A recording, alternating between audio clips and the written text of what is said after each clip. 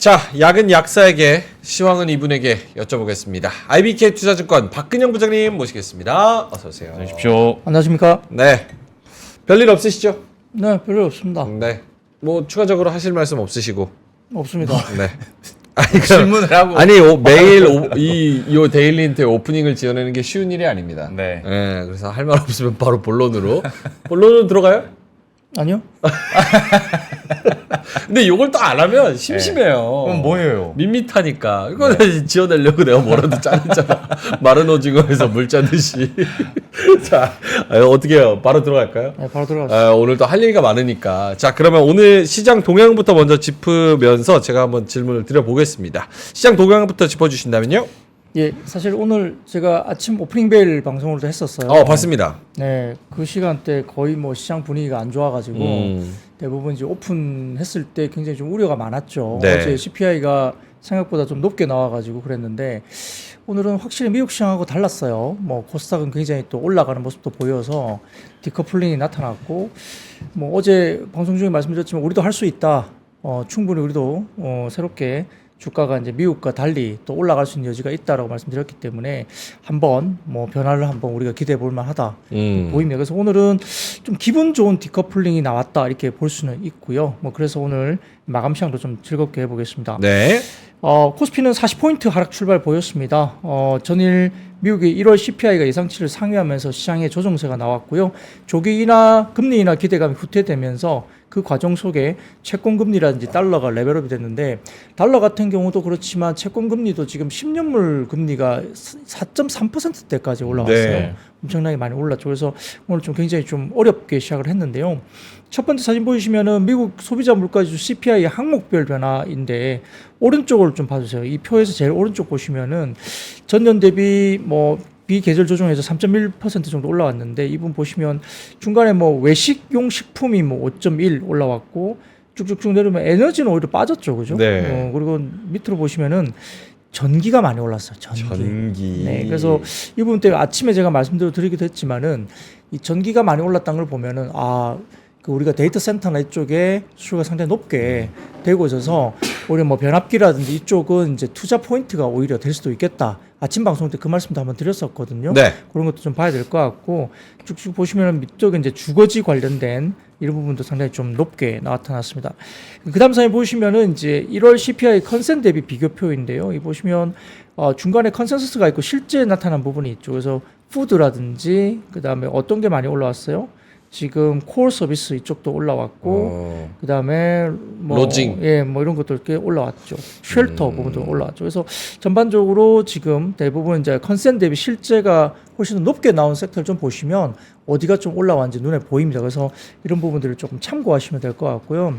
근데 그다음 사진 보시면은 이게 내셔널 렌트 그로스라 해가지고 23년부터 최근까지인데 빨간색은 원베드룸 그다음 파란색은 투베드룸. 그러니까 이제 투베드룸이면 조금 고가 주택일 가능성이 그렇죠. 높죠. 그래서 가격들이 좀 나와 있는데 이 현대자전거에서 이야기하기를 결국은 전체적으로 미국 렌트 시장 추이가 보면 뭐 전체 인플레이션 상승의 3분의 2가 어디다? CPI 주거비가 0.6% 상승하면서 전체를 올렸다는 거죠. 네. 그래서 주거비 품목은 추세적인 흐름이 더욱 중요한데 이게 왜 그러냐면 주거비가 당장 실시간으로 반영되는 게 아니잖아요. 네. 그러니까 계약을 하기 때문에 임대료를 갱신하는 시점을 반영하는데 결국은 여타 품목 대비 비탄력적으로 움직일 수밖에 없겠죠. 실시간으로 막 이렇게 반영되는 게 아니기 때문입니다. 그래서 특히 CPI 주거비는 6개월마다 해당 시점에 주거비를 책정을 하게 되는데 갱신된 임대료를 제때 반영하기 어렵기 때문입니다. 그래서 실제 렌트 시장 가격 반등은 아직은 아까 표를 보시면 굉장히 좀 아직은 제한적이다. 그래서 컨센 대비 조금 그렇긴 했지만은 상대적으로 비중이 큰 고급 주택 임대료가 계속 떨어지고 있기 때문에 지난해 하반기 이후에 미국 전체 주택 임대료 상승률은 0.3%에 그쳤다는 거예요. 그래서 이번에 그 CPI가 조금 컨센 대비 좀 높게 나오긴 했지만 이게 추세적으로 시장에서 완전히 돌릴 만한 그렇게 하방적으로 돌릴 만한 그런 아주 악재는 아니었다. 그래서 충분히 회복할 수 있는 정도 수준의 내용이었다 볼 수 있는 거고요. 그래서 오늘 많이 빠졌음에도 불구하고 코스닥은 오히려 플러스가 나고 코스피도 어느 정도 하단이 지지되면서 하락폭을 좀 많이 줄이면서 끝났다 이렇게 평가할 수 있습니다. 그 다음 사진 보시면은 이제 금리 인하 관련된 점도표인데요. 네. 오른쪽 보시면은 5월달, 그러니까 올해 5월달에도 금리가 동결될 가능성이 63.9%로 나옵니다. 오. 그러니까 6월 이후부터 금리 인하가 들어간다 보는 거죠. 그러니까 애초에 연초에 시작할 때 1월 달부터 제가 3월에 금리 인하는 좀 너무 빠르다. 네. 너무 이제 작년 12월에 시장이 너무 이걸 급격하게 빠르게 반영될 것으로 보면서 좀 너무 빨리 올라가는 면이 있다. 그래서 올해 한 5, 6월 정도 이후에 금리 인하가 될 것으로 일단 추정하는 게 합리적이지 않느냐. 그 이야기를 제가 계속 드렸는데 결국은 지금 시장이 그렇게 와 있어요. 그래서 한 6번 이상 금리 인하가 될 것으로 올해는 추정했지만 지금은 한 서너 번 정도로 이제 반영을 하고 있기 때문에 뭐 폭이 문제겠지만 한 서너 번 정도의 금리 인하 정도로 지금 실제로 가고 있다. 그래서 어느 정도 정상적인 어떤 금리의 어떤 경로로 가고 있는 것이 아니냐 이렇게 네. 보일 수 있습니다. 그래서 전체적인 흐름에서 너무 걱정할 분위기는 아니다라고 볼 수 있는 상황이고요. 근데 저거 네. 표에서 네. 지금 요게 제가 제대로 보고 있는 겁니까? 5월 1일 날 금리를 인하할 확률이 33%, 그대로 갈 가능성이 63%로 점쳐지는 게 맞아요? 네, 근데 이 부분은 계속 변해요. 아. 이게 딱 정해진 게 아니고 어떤 변수가 나오게 되면 이게 이제 확률이 계속 왔다 갔다 변하거든요. 그렇죠. 근데 현재 어제 관련해서 CPI가 나온 뒤에 이 5월달 금리 동결 확률이 63.9%로 올라왔죠. 5월 달에도 할 확률이 33%밖에 안 되는 거예요. 네, 지금 네, 이 상황에서. 그렇습니다. 네. 야, 이것도 지금 쉽지 컨센이 않네. 6월이에요. 그래서 이야, 이건 쉽지 않네요. 네. 그래서 6월에 컨센이 있는데 뭐 일부 국내 증권사 중에는 7월로 조금 더 늦게 보는 쪽도 있어요. 저는 물론 월수밖에 안 나오긴 하지만 월수에 출연하셨던 심층 인터뷰 출연자들은 대부분 이제 다 7월 얘기하시긴 하셨었죠. 7월은 너무 늦는데. 근데 그게 왜 그러냐면 바쁘세요? 그 경기 지표가 너무 좋아서 그래요. 아, 그렇죠. 맞아요. 네, 경기 지표가 너무 좋아서. 그래서 뭐 지표가 좋은데 금리 인하를 빨리 할 이유가 없죠. 그러니까 오히려 그게 저는 뭐 시장이 오히려 더 단단한 거 아닌가요? 경기가 부러져서 금리 인하를 하는 게 더 안 좋은 그림일 수 있거든요. 그렇죠, 네. 그렇기 때문에 경기가 좋다는 것은 결국은 시장이 부러지지 않을 수 있다. 그리고 금리 인하 쪽으로 가는 것은 분명히 방향은 맞을 거예요. 맞는 건데 조금 뭐 천천히 해도 되지 않느냐. 근데 우리 입장에서는 물론 미국만 탄탄하고 금리 인상을 버틸 수 있으니까 지금 이 상황으로 가는 거지. 사실 다 죽어나는 나라들 많잖아요. 네네네. 우리나라도 그중 하나고. 그렇게 생각하면 부동산 PF니 뭐니 부동산 시장 얼어붙니 뭐 이런 얘기를 하는 거 보면 빨리 그래도 뭔가 인하를 해줘야 우리 입장에서도 숨통이 좀 트일 것 같다. 약간 이런 생각도 그 들고. 말씀하신 부동산이 어느 나라 부동산을 말씀하시는 거예요? 모르겠어요. 우리나라 부동산. 그러니까 근데 우리가 선제적으로 인하를 할 수는 없고 이럴 때 항상 드는 생각이 그래도 연준은 결국 미국 중앙은행이거든요. 그렇죠. 네, 그러다 보니까 그런 그렇죠. 한계가 있죠. 뭐 페드가 한국 부동산 신경 쓰겠어요? 음. 알아서 그러니까. 해야죠. 그러니까 신흥국 안 좋은 거 상황까지 걔네들이 할 여력은 없죠. 알아서 해야 되겠죠. 이나 알겠습니다.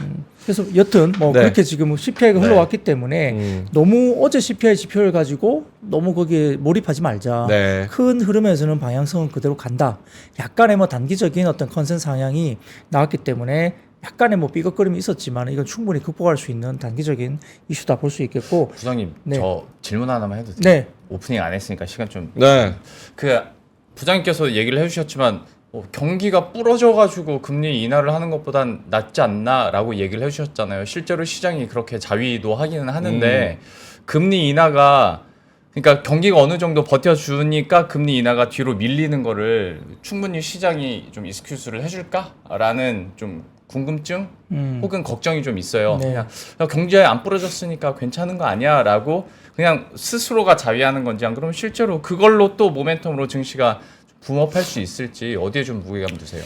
그 인하에 대한 기대감은 여전히 있을 거예요. 그런데 그건 왜 그러냐면 그 기대 인플레이션이나 이런 지표들이 지금 이미 2%대로 다 내려가 있거든요. 네. 그렇기 때문에 금리를 안 내릴 이유도 없는 거예요. 근데 이제 우리가 예전에 보면은 경기가 인플레 관련된 지표가 확 꺾였다가 다시 치솟은 역사가 있죠. 네, 엄청나게 치솟았어요. 다시. 그러니까 그걸 좀 경계를 하는 거죠. 그래서 페드 입장에서 그와 관련된 똑같은 어떤 경로로 갈까봐 상당히 신중할 수밖에 없고 사실 뭐 그 미국도 이제 대선을 앞두고 있기 때문에 바이든 행정부 입장에서는 금리 내려라고 압박을 할 수도 있어요. 뭐 선거를 앞두고 뭔가 맞아요. 그럴 수도 있는 거잖아요. 근데 페드가 약간 좀 독립적으로 아직은 그걸 하지 않고 있고 3월에 금리 인하를 이미 선을 그어버렸죠. 뭐 그런 영향에서는 이제 트럼프 대통령도 뭐 본인이 대통령 되면은 또 뭐 파월 의장 자른다 뭐 이렇게 네, 이야기를 네. 하잖아요. 뭐 이제 여러 가지 이슈가 있긴 하지만 아직까지는 뭐 여러 가지 부분에서는 경기가 안 좋아서 금리 인하를 하는 것보다는 경기 지표가 상당히 양호하기 때문에 금리 인하 시점이 조금 미뤄지는 정도는 오히려 더 저는 괜찮다고 보는 거고 네. 그럼에도 불구하고 지금 기대 인플레가 이미 아래쪽으로 많이 내려가 있는 상태이기 때문에 높은 금리를 또 유지할 이유도 별로 없는 거예요.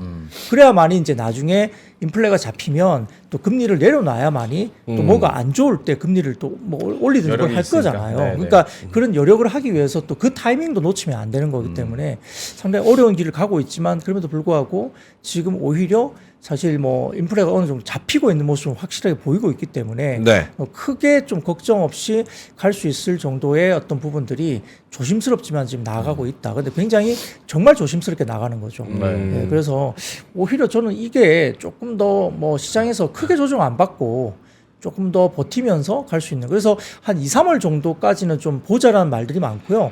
어제 CPI가 약간 올라왔기 때문에 다소 좀 한 2월, 3월 정도까지 약간의 기간 조정, 뭐 하락하기보다는 약간의 뭐 횡보를 하든지 좀 3월 달에 확인하고자 하는 어떤 의지 이런 것들이 좀 더 강해지는 정도로 해석을 많이 합니다.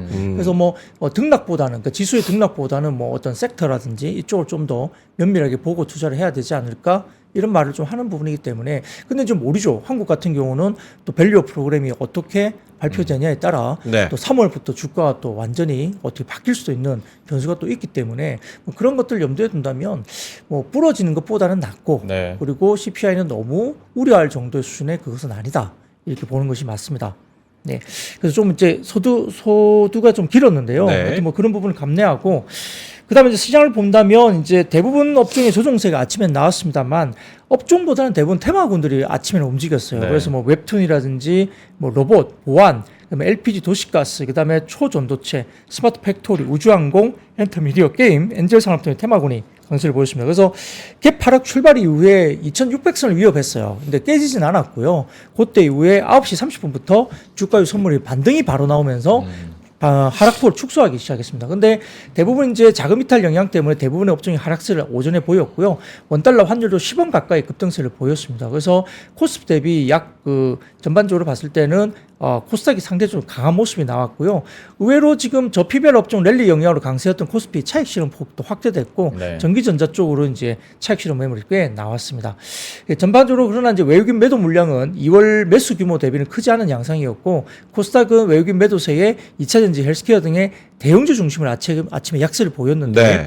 반면에 이제 개인 수급 유입이 되면서 소형 테마주 중심으로 강세를 나타냈습니다. 근데 이제 12시를 지나면서 개인 수급 중심의 코스닥 상승 전환이 바로 나타났고 특히 낙폭화된 2차전지 양극재 반등이 강하게 나타났고요. 선물 시장에서 외국인들 사거래일 만에 순매도 전환했지만 긍정적인 것은 장중 외국인들이 현물 시장에서 순매도 규모를 대부분 축소시키면서 오후 2시 이후에 순매수 전환을 또 코스피에서 바로 해버렸어요. 그렇죠. 그래서 코스피 추가 하락도 제한적이었습니다. 원달러 환율은 1330원 중반대로 일부 상승을 보였습니다. 그리고 업종별로는 서비스 업종 강세였는데 최근에 부진했던 엔터주 되살아나면서 하이브가 장중 8%의 급등세를 나타냈고요. 어닝 서프라이즈와 신작 기대감이 힘입으면서 크래프톤도 강세였고 저피별 업종 차익 실현 매물 출회되면서 금융업과 유통업은 약세였습니다. 운수창고의 경우에는 EU 집행위원회가 대한항공과 아시아나의 인수 제한을 조건부 승인하면서 아시아나항공은 장중 마이너스 8% 급락했지만 수혜주로 거론됐던 티웨이 항공은 상승했고요. 전일과 상반된 모습으로 기관 외국인 양주체 매도세가 삼성전자, SK하이닉스에 다소 좀 집중되면서 전기전자 하락세를 보였습니다.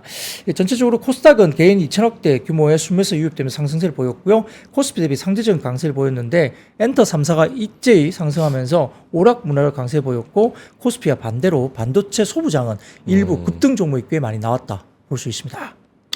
어떻게 저 PBR 관련된 그 모멘텀, 테마, 매기 이런 것들은 계속 됩니까? 앞으로도? 네, 그 이야기는 뒤쪽에 있으니까 뒤쪽에 있어요? 제가 말씀드리겠습니다. 이미 그런 질문이 나올 줄 알고 다 역시 준비했습니다. 시황제는 모든 걸 알고 있습니다. 예.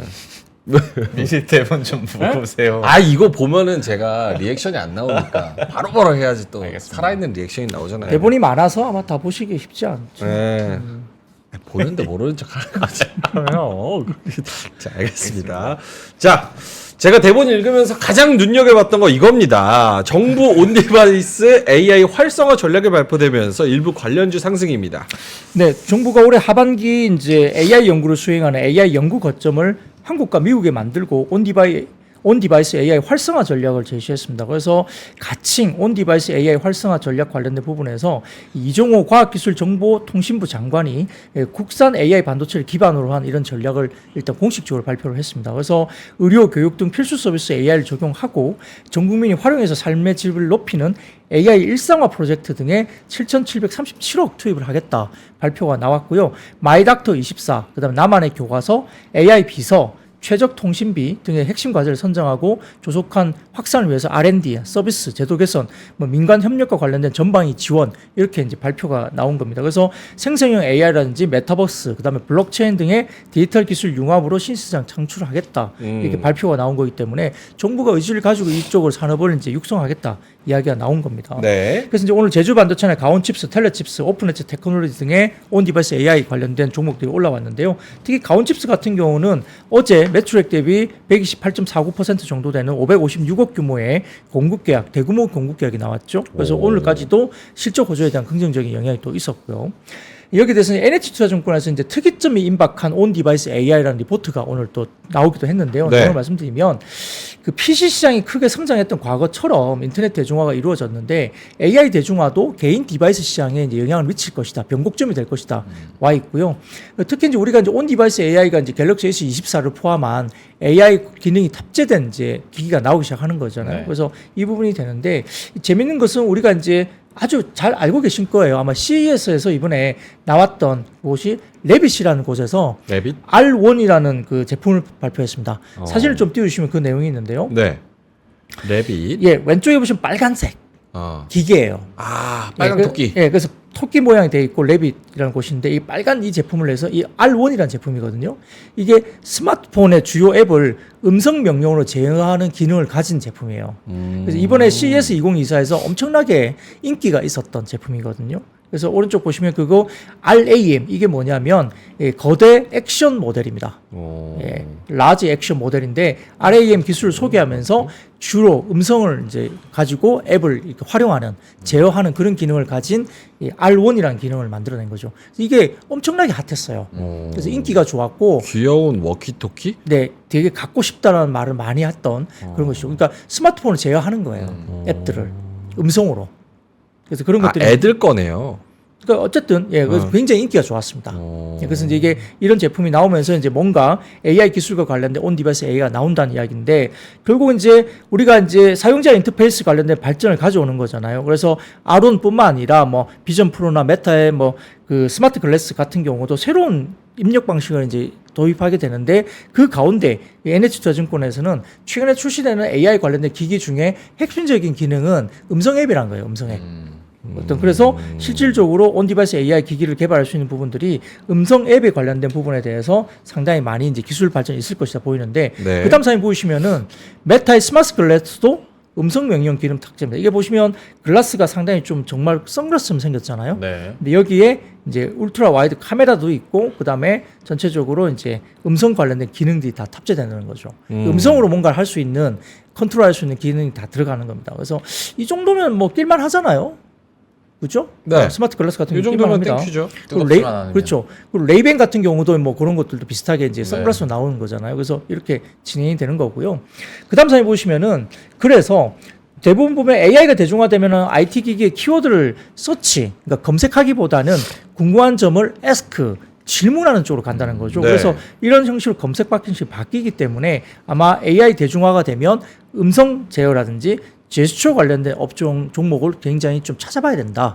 이렇게 NH투자증권은 이야기를 했습니다. 그래서 애플의 AI 기기 출시 가능성에 대해서 이야기 나오는데 이 보시면 주요 빅테크 기업의 AI 회사 인수 건수거든요. 애플이 21건입니다. 2017년도 이후에 엄청난 많은 AI 관련된 회사를 인수했기 때문에 결국은 애플도 AI 쪽으로 가는 게 명확한 거죠. 그 외에도 뭐 엑센추어라든지 그다음에 마이크로소프트, 메타, 시스코 등등도 지금 10건 이상씩 거의 이제 인수를 하고 있어요. 그래서 AI 쪽에 결국은 집중도가 갈 수밖에 없고 온 디바이스 AI 쪽의 시장은 결국 열린다 이렇게 보시면 될 것 같습니다. 그래서 이런 부분들 때문에 관련된 AI 관련된 쪽과 종목들이 이제 오늘 급등 다시 나왔다 보시면 될 것 같고요. 그다음에 이제 뭐 반도체가 전반적으로 좀 좋은데 오늘 같은 경우는 삼성전자 2나노 수주 기대감이 좀 있었어요. 그게 이제 어떤 부분이냐면 그 미국 반도체에서 퀄컴이 AP 모바일 AP 관련된 생산을 위해서 일단 대만 TSMC에다가 시제품 제작을 의뢰도 했지만 삼성 파운드리에다가도 이제 의뢰를 했다는 거죠. 그래서 퀄컴은 최신 모바일 AP인 스냅드래곤 8 3세대 제품을 TSMC에 생산을 하고 있고 내년 하반기 양산 예정인 4세대 제품도 TSMC 생산이 유력한데 퀄컴이 삼성에다가도 시제품 제작을 이제 의뢰를 했다는 겁니다. 그래서 5세대 제품은 삼성전자의 2나노 공정을 이용할 가능성이 좀 있지 않느냐라는 기사가 나온 거예요. 그러다 보니까 이제 삼성전자도 반도체 쪽에 뭔가 이제 모멘텀이 생길 수 있는 기대감이 있는 거죠. 그래서 지난 4분기 실적 발표 컨퍼런스 콜을 통해서 삼성전자가 2나노 AI 가속기 과제를 수주했다고 밝힌 바가 있어요. 네. 그럼 이제 좀 구체적인 게 뭔가 떨어지는 거, 맞아 떨어지는 거잖아요. 그러다 보니까 이런 부분들이 이제 반도체 쪽에 좀 더 이야기되고 있고, 더군다나 엔비디아나 ARM 같은 경우도 모멘텀이 지속되는데, 사실 엔비디아는 어제 미국 시장도 급락을 했지만은 엔비디아는 거의 안 빠졌어요. 네. 약보합 정도에서 거의 안 빠졌고, 그렇죠. ARM은 20% 빠졌습니다. 근데 3일 동안 더블이 났기 때문에 약간 오버슈팅이 나온 것 같다는 이야기가 분석이 있어서 약간의 ARM은 조정이 좀 나왔다 볼 수 있는 상황이고요. KB증권은 ARM이 전 세계 IT 기기 중에 칩 70% 그리고 차량용 IC 80% 정도를 이제 ARM이 이게 촬영하고 있다. 그리고 스마트폰 AP 설계 99% 점유하는 게 ARM이다. 평가를 했습니다. 그래서 네. 향후에 온 디바이스 AI 시장 확대가 ARM 성장에 직접적인 영향을 미칠 걸 전망하고 있고, 여기에 따라서 KB증권은 아마 그렇게 되면 삼성전자나 SK하이닉스뿐만 아니라 가온칩스 등이 ARM 매출 성장의 최대 수혜가 기대된다. 그러니까 이제 이게 왜냐하면은 ARM이 주가가 급등하니까 어제 같은 경우는 설계 이게 뭐 IP 이런 쪽이 상당히 많이 주가가 올라갔거든요. 네. 그럴 수밖에 없죠. 비슷한 비즈니스를 하는 쪽이니까 그렇게 영향을 미쳤고요. 자, 그다음 사진 보시면은 엔비디아의 마켓캡입니다. 아마존을 이제 능가하는 모습 나오죠. 그래서 엄청나게 주가들이 올라가고 있고요. 상당히 많이 주가가 올라가는데, 오픈AI 같은 경우는 지금 엔비디아 GPU 견제를 위해서 또 최대 7조 달러, 약 9,300조 원 정도를 자금 조달을 통해서 AI 반도체 제조 공장을 직접 설립하겠다까지 나옵니다. 그래서 반도체 산업에 굉장히 긍정적으로 작용하는 부분들이 나오기 때문에 이런 부분들을 좀 보시면 될 것 같고요. 그 다음 사진 보시면은 글로벌 AI 반도체 공정 프로세스와 대표적인 한국 반도체 장비 기업에 대한 현대차증권의 리포트 내용을 발표했습니다. 이 보시면은 종목들이 아예 써 있죠. 그죠? 네. 이오테크닉스, HPSP, 한미반도체, ISC, 하나, 뭐 마이크론. 예, 그다음에 뭐 쭉쭉 써 있습니다. 그리고 이제 밑에 보시면 후공정 패키징도 네페스 같은 경우도 있죠. 네페스. 검사도 테스나, 네페스 아크 등등이 있습니다. 그죠? 쭉 보시면 될 것 같고요. 뭐 종합 반도체 나와 있으니까 답이 나와 있어요, 여기에. 예, 그래서 이렇게 보시면 되고, 더군다나 이제 삼성전자가 내달 CXL 공개를 아마 할 거로 보입니다. 네. 그래서 이제 이 부분 때문에 공개 기대함 속에 네오셈, 오키슨전자, 엑스콘 등 CXL 관련된 테마주도 오늘 상승세가 좀 두드러졌다. 그래서 반도체 소부장 쪽은 오늘 상당히 좋았다 볼 수 있습니다. 엔비디아 안 꺾이면 우리나라 요 AI 반도체도 계속 간다는 의견이신 거죠? 네, 역시 이제 바로미터는 엔비디아이겠죠. 예, 역시 바로미터입니다. 근데 이제 기대감이 좀 높게 형성돼 있어서 뭐 실적 발표 때 어떤 이야기가 나올지가 사람들의 어떤 기대치를 충분히 충족시켜주는 말을 할 수 있을지, 네. 그게 좀 변수라고 말씀드렸고요. 또 주가도 꽤 올라왔죠. 어제 제가 코스닥 반도체 전체 밸류에이션 PER이 18배까지 올라왔다. 상당히 좀 많이 올라왔어요. 뭐 과거에 한 5배 정도 거래될 때도 있었는데 꽤 많이 올라와서, 근데 전공정 후공정 나누면 후공정이 굉장히 많이 올라왔고 전공정은 아직 싸다 그랬죠. 근데 대부분 HBM 쪽은 후공정 단으로 속하기 때문에 아마 그럴 수밖에 없는데, 다만 조금 비싸게 올라와 있는 상태에서 어떻게 이제 엔비디아가 시장을 만족시켜 줄 것인가, 이 부분 이제 좀 관건이 될 수 있다, 변수가 될 수 있다, 이런 말씀도 좀 드리겠습니다. 주니어 준님께서 샘 올트먼이 엔비디아 GPU를 견제하기 위해서 최대 땡땡 자금 조달을 통해서, 여기서 9,700조라니 잘못 얘기한 듯 이렇게 하셨지만 9,700조, 9,300조 요 정도의 규모가 맞습니다. 그래서 뭐 되니 안 되니 이런 얘기를 많이 했었고. 네. 자, 알겠습니다. 그러면 엔터 쪽으로 오랜만에 한번 부장님이 이야기를 해주실 텐데, 3월 본격적인 반등을 할 것이다 이런 전망이 나오면서 엔터 상승입니다. 네, 뭐 상당히 조정폭이 좀 컸었고요. 반토막 났어요, 반토막. 예, 그래서 굉장히 좀 우려가 많았습니다. 그래서 연말쯤에 그 작년에 4분기 들어서면서 12월에 중국 공구가 확인이 됐지만은 사실 6월 이후부터 4분기 초입까지도 굉장히 좀 중국 쪽에 상당히 좀 뭐가 안 좋았다. 그리고 피크아웃 되는 거 아니냐 뭐 이런 이야기들이 많았어요. 그러다 보니까 엔터주가 상당히 좀 어렵게 진행됐었는데 오늘은 하이브를 포함한 종목들이 이제 굉장히 시원하게 또 반등을 줬습니다. 좀 이제 내용이 있는데 네. 이제 대신증권에서 이제 리포트를 좀 읽어보면 그 1월 렌트 산업은 음반 판매량 기대치가 하회했기 때문에 좀 부진했다. 그리고 3월부터는 이제 본격적인 반등을 조금은 추정할 수 있다라고 이제 대신증권에서 긍정적인 리포트를 냈는데 특히 현재 주가 부진의 주요 원인도 1분기 활동 부재로 인한 모멘텀 부족. 그럴 수밖에 없죠. 뭐 1월 달부터 당장 뭘 하지는 않아요. 대부분 12월 달에 뭐가 있습니까? 뭐 그룹 그 일부 그룹들이 상을 받기 위해서 팬덤들이 이제 여기에 뭐 사전 투표도 들어가고 뭐 이러면 돈을 써요. 그렇기 때문에 거기에 돈을 많이 소진했기 때문에 1월 달부터 바로 돈을 또 소비할 만한 여력은 그렇게 많이 없을 가능성이 네. 없습니다. 그래서 좀 쉬어가는 구간인데 그래서 여러 가지 1분기 활동 부재에 대한 모멘텀 부족이나 저 PBR 관련주로 또 순환매가 되다 보니까 다소 좀 이런 것들을 팔고 이제 거래소 쪽에 저 PBR 쪽으로 갔잖아요. 근데 이건 엔터주만 그런 거 아니에요. 네. 다른 섹터들도 꽤 실적이 사상 최대 실적이 나올 걸로 보는 섹터들도 많이 두드려 맞고 주가들이 고점 대비 뭐 30% 40%씩 빠진 종목이 허다합니다. 지금 코스닥 쪽에. 그래서 그런데 이런 부분들 수급적인 영향이 분명히 엔터 쪽에 있었고요. 아울러서 이제 지난해 SM 인수 사태를 제외하면은 4월 세븐팀 앨범부터 반등을 시작했고 올해 또 비슷한 모습을 보일 것이다. 그러니까 3월 정도부터는 시장의 반등이 좀 나올 수 있다라는 평가를 대신증권에 한 겁니다. 근데 그 부분은 자 사진을 첫 번째 보여주시면은 하이브나 SM 쪽의 아티스트별 코어 팬덤 현황인데 네. 대부분 보면 팬덤이 훨씬 더 계속적으로 성장하고 있다. 이런 모습을 보여주는 거죠. 사진을 좀 띄워주세요. 네. 아티스트별 코어 네. 팬덤 현황입니다. 네, 그래서 지금 보시면은 하이브와 이제 SM 쪽이 나와 있는데 각각의 뭐 하이브의 각각 그룹 그리고 SM의 각각의 그룹에 대해서 이렇게 막대 그래프로 평가가 되어 있는데 어떻게 보면 23년까지도 계속 코어 팬덤이 계속적으로 성장을 하고 있습니다. 이 모습을 보시면 될 것 같고, 세븐틴이 대단하네요. 네, 대단하죠. 네, 그리고 SM 쪽에서는 NCT 드림. 네. 어. 뭐 엑소가 조금 주춤하긴 하지만 뭐 NCT 드림 쪽이 확실히 이제 많이 치고 올라오죠. 엑소도 나이 많잖아요, 지금. 한 명은 또 장가 갔고. 뭐 그렇죠. 애기 돌잔치 했고. 네.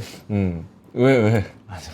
형 이거 잘 몰라서 그래? 네. 아이돌 잘 NCT라고 있습니다. 예. 그렇죠. 멋진 애들 있어요. 근데 뭐 나이는 숫자에 불과합니다. 아직도 충분히 할 수 있습니다. 그럼요. 예, 그리고 다음 사진 보시면은 이제 JYP 아티스트 코어 팬덤, 그 다음에 YG. YG는 상대적으로 보면 다음 사진 보여주세요. 여기 보시면 YG가 너무 그룹이 없어요. 맞아요. 뭐. 오른쪽 보시면은 뭐 블랙핑크와 트레저 정도밖에는 이게 평가를 못 받고 있죠. 네. 그래서 YG가 좀 상대적으로 너무 좀, 그러니까 내부적으로 이제 이 그 레이블이 너무 없다. 네. 이런 부분이 좀 느껴지는데 뭐 JYP 같은 경우는 어쨌든 트와이스라든지 뭐 있지, 뭐 엠믹스, 비추어 등등이 좀 있죠. 그래서 어쨌든 뭐 좀 YG도 약간 뭐 좀 아쉽지만 뭐 그런 부분에서 좀 아쉽지만 그래도 팬덤은 계속 우상한 그림이 나타났다는 겁니다. 연예 부장님 질문 있습니다. 여기 왼쪽에 JYP에서 저 남색은 있지인데 2020년에 꽤 그래프가 높았다가 한 8만, 6만, 7만 이러다가 왜 다시 2021년, 2022년은 우하향이었다가 조금 늘어납니까? 있지가 이래요? 글쎄 뭐 이렇지 않을 있지 것 같은데? 활동 때문에 그럴 수도 있고요. 활동 다 했는데 얘네. 네. 근데 앨범이 좀 안 좋았죠. 뭐 그럴 수도 있죠. 그러니까 이제 언제나 항상 뭐 우상향을 무조건 해야 된다 이런 법칙은 없죠. 이야, 있지 괜찮은데. 예, 그 활동에 따라서 뭐 그런 반응은 좀 있었다. 네. 그럴 수도 있는 거죠. 그래서 이거는 뭐 대신증권에서 어떤 데이터를 가지고 분석을 한 거기 때문에 뭐 트위터나 이런 쪽과 관련된 뭐 활동, 팬덤 이런 것들을 가지고 아마 이 자료를 만든 것 같아요. 네네. 근데 잠깐 주춤했던 뭐 국면도 있었지만 그래도 반등세로 약간 나타나는 부분도 있지가 있기 때문에 그러합니다. 그래서 그런 부분도 좀 감안해 주시면 될 것 같고, 그래서 전반적으로 보면 뭐 엔터 4사가 보면 그룹 내부적으로 보면 팬덤이 계속적으로 성장하고 있는 모습이 역시 보이고 있다는 것은 명확하다는 거고요. 네. 또한 이제 공연화 MD 부분의 어떤 성장이 본격화되는 모습인데 아직 주가에 반영되지 않았다고 분석까지 했습니다. 그래서 공연을 본다면 지난 4분기에 세븐틴이 지난번 직전 공연 대비 158%나 증가했다 봤고요. 그다음에 1분기에는 트레저가 33% 증가할 것으로 보고 NCT 127도 63% 그리고 입지도 120% 정도 이상의 모객 수가 크게 증가하는 것으로 나타났습니다. 네. 그래서 이제 또 공연 부분에서 실질적으로 오프라인 공연에서 엄청나게 이제 모객이 올라가고 있는 모습이 보이고 있고요. 엔터 4사 아티스트 전반적으로 높은 모객 수 성장이 계속적으로 본격화되고 있다는 점도 주가 반등의 근거로 이야기를 했습니다. 그래서 MD 부분은 공연 부분 MD뿐만 아니라 상시 MD도 공격적으로 계속적으로 확장되는 모습이기 때문에 그리고 특히 하이브하고 SM은 팝업 스토어의 규모나 상품 종류가 계속 확대되고 있어서 역시 이쪽도 MD 쪽에 매출 구조가 상당히 좋아지고 있다라고 평가했어요. 그래서 오늘 뭐 하이브가 특히 이제 주가가 많이 올랐는데 그렇죠. 자, 하이브가 주가가 특히 왜 올랐느냐? 왜 올랐어요? 자, 다음 사진 보여주시면 네. 와. 저는 이분들 영향이 좀 있다고 봅니다. 부장님은 좀 빼주시겠어요? 이것만 풀샷으로 좀 잡아주세요. 같이 봐야죠. 와, 이게 낫네. 아. 이게 낫다며. 이분들이 주목을 지금 받아야 되니까. 지금 이거 경제 방송이에요. 지금 연예가 준 게 아닙니다. 저 지금 주식 관점에서 얘기하는 겁니다. 잘 되겠네. 저한테 많이 배우셨네요. 예, 그렇습니다. 이것 때문에. 이분들이 뭐냐면은 네. 이제 하이브의 걸그룹 아일리시예요. 아일릿. 네, 3월에 데뷔가 확정됐고요. 이제 뭐 5인조 걸그룹이죠. 원래는 아마 6인조 아마 데뷔에 앞서서 뭐 멤버 중에 영서라는 그 멤버가 있었는데 탈퇴를 했거든요. 영서. 예, 그래서 아일릿 같은 경우 유나, 민주, 모카, 원희, 이로하 등으로 5인조로 데뷔할 예정이고요. 이게 알리오 넥스트를 통해서 이제 결성된 겁니다. 그래서 하이브 산하 레이블인 빌리프랩의 첫 걸그룹이기 때문에 아마 작년에 아까 말씀드렸던 알리오 넥스트라는 그 경연 프로그램 통해서 이제 이렇게 됐기 때문에 그럼 어떻게 되죠? 하이브가 이 정도 되면 어떻게 돼요? 와, 그룹이 엄청 많네요. 탄탄한 그룹들이 그러니까 많아지네요. 뉴진스를 능가할 수도 있다라는 이야기가 나와요. 대단하네. 예. 5분 다 혼혈이죠? 한국 뭐 제가 그것까지는 모르겠습니다. 한국반, 천국반. 그래서 그런가? 저는 제가 되게 현타 왔어요. 왜요? 늙었나? 위에 세 분하고 밑에 오른쪽에 있는 한 분 다 똑같이 생겼다? 다 똑같은 분이죠. 와! 죄송합니다. 진짜 제가 전 너무 무지하거든요. 이거는 이 그룹이 어느 소속사에 소속돼 있는지만 알지 실제로 얼굴을 잘 모르니까. 도와주기가 매우 어려운데. 어떡하지? 근데 다 똑같이 생겼다. 아일릿. 되게 아이유 닮았다.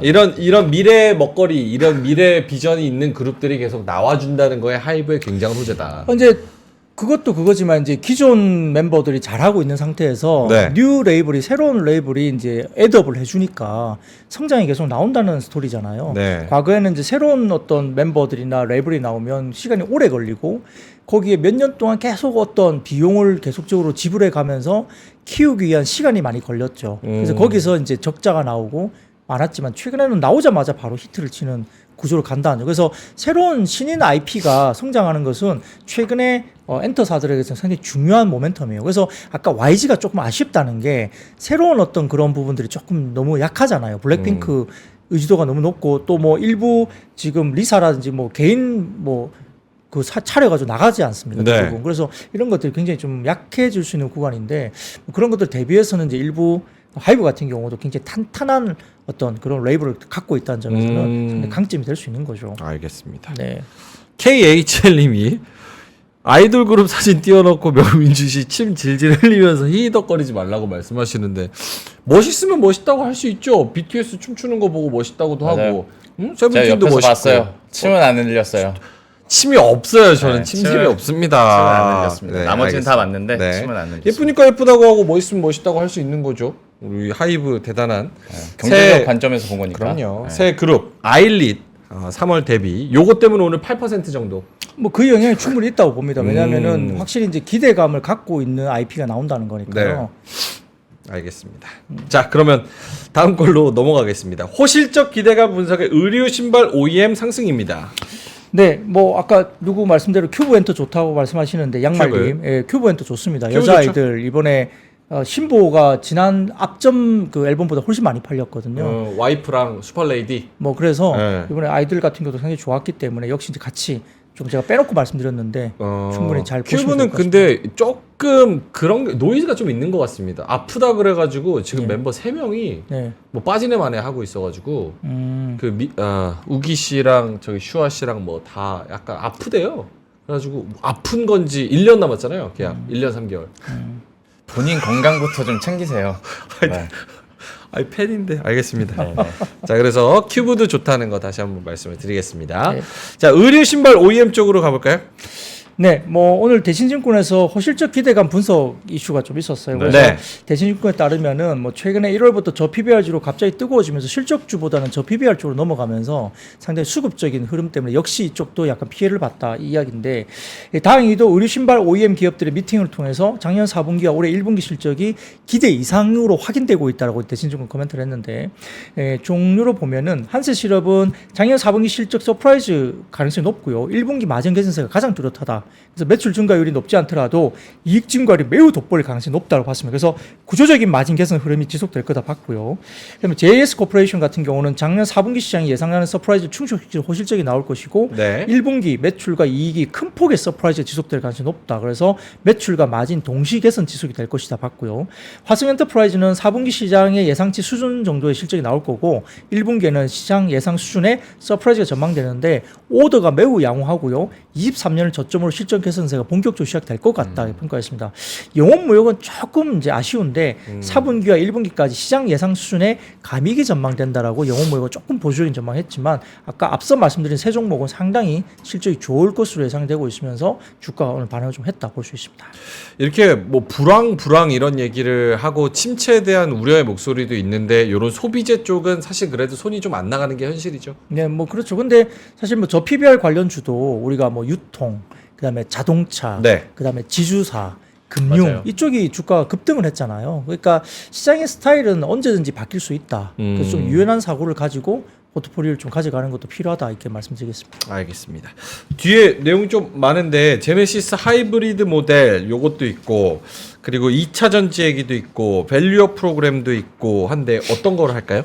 네, 뭐 마지막 거 하죠. 그러니까 뭐 이 내용 관련해서 지금 중간에 자동차 부품, 뭐 하이브리드 네. 관련된 쪽 관련하고, 그 다음에 2차 전지 관련 이야기는 아마 그 방송 마치고 시내 자료실에서 이 자료를 좀 내려보시면은 충분히 이제 많이 설명되어 있기 때문에 한번 보시면 될 것 같고요. 기업 밸류 프로그램 관련된 부분에 대해서 KB증권에서 1차 반영이 마무리됐다는 평가를 냈습니다. 그걸 좀 말씀드리고 싶은데, 네. 첫 번째 사진 띄워주시면 일본도 2022년 말 기준의 PB 구간별 종목들의 추이인데요. 이게 첫 번째 사진 좀 띄워주세요. 이 보시면은 대부분 다 보면 상승 국면의 패턴이 이제 나타나는데, 제일 첫 번째 이 왼쪽 보시면 첫 번째 사진이 있거든요.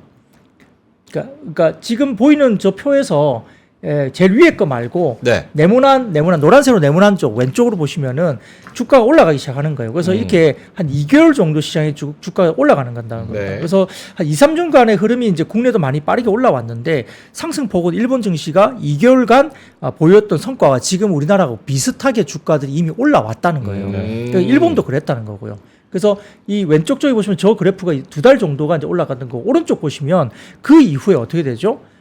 조금 빠지는 구간이 나온다는 거예요. 네. 조정 국면이. 그래서 속도가 빠른 이후에 약간의 조정 국면이 들어갔다. 그래서 전반적으로 유사한 폭의 조정이 이제 한국에도 나올 거라고 KB증권은 본 거예요. 그래서 왜냐하면 이 정책 자체가 일본의 정책을 어쨌든 벤치마킹을 했기 때문에 네. 유사한 흐름의 상승폭과 조정폭이 나오는데, 일본 사례도 정책 발표 이후에 한 15% 정도 시장이 올랐다 그러거든요. 그러니까 우리나라도 지금 2, 3주간 정도에 빠르게 일본의 설레처럼 비슷한 수준의 주가 상승폭이 시장이 올랐다는 거고요. 그 위에 약간의 초기 상승분 이후에 쉬어가는 구간이 나타났는데, 그 다음에 뭐가 되냐? 그 다음에 다음 사진 보여주세요. 그래서 정책 발표 이후에 2개월간 10에서 15% 상승한 이후에 그 다음에 실질적으로는 3월달에 이제 일본은 1, 2월달 올라가고 3월에 조정이 나오고, 네. 그 다음에 후속 조치가 발표가 나왔다는 거예요. 그러고 인달 그 뒤에 저 PBR 중심의 상승이 다시 재개됐다는 이야기를 오른쪽에서 하는 겁니다. 그래서 결국은 한국의 정책 예고가 아마 1월 17일하고 24일 정도에 정책 발표 예고가 됐기 때문에 우리나라도 한국 정책에서 지금 한 20% 정도 시장이 올라왔다는 거고요. 그에 대해서 속도는 훨씬 빠르게 올라왔는데, 결국은 상승폭은 일본의 1차 상승 때와 유사한 수준이기 때문에 중요한 것은 2차 상승으로 넘어갈 만한 진짜 본격적인, 정말 우리가 가시적으로 느낄 수 있는 후속책이 나와야 된다. 이런 이야기를 하는 거죠. 그러니까 기대감으로 올라간 거는 어느 정도 좀 올라왔고, 반영이 됐다고 보는 거예요. 뭐가 더 나와야 된다. 네, 그래서 오늘 보면 유통이나 그다음에 우리가 뭐 금융주라든지 이런 것도 주춤하잖아요. 빠졌잖아요. 예, 그리고 현대차도 뭐 기아도 뭐 빠지긴 않았지만은 장중에 밀렸다가 그래도 버티긴 했는데 더 올라가지는 못하고 거기서 계속 지금 고민하고 있는 모습이 보이죠. 단기에 오른 이후에는 1차적인 반영은 좀 된 거 아니냐 이런 평가를 시장에서 받고 있는 것 같습니다. 알겠습니다.